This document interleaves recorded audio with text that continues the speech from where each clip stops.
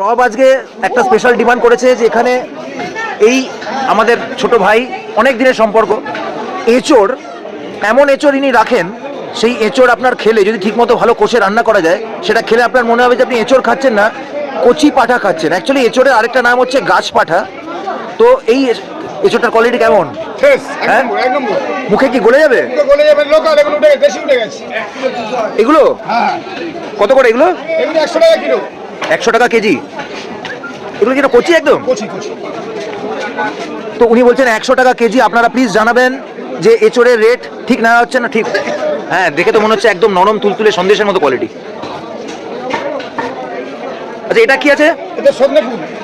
সজনে ফুল কত করে এঁচোড়? 120 টাকা। এই সময় সজনে ফুল খেলে কি পক্স টক্স হয় না এসব বলে না? এটা কি সজনে ফুলের কি খেতে হয়? শাক মানে ভাজা করে নাকি বড়া করে না কিরকম ভাবে খায়? ওকে ওকে রব।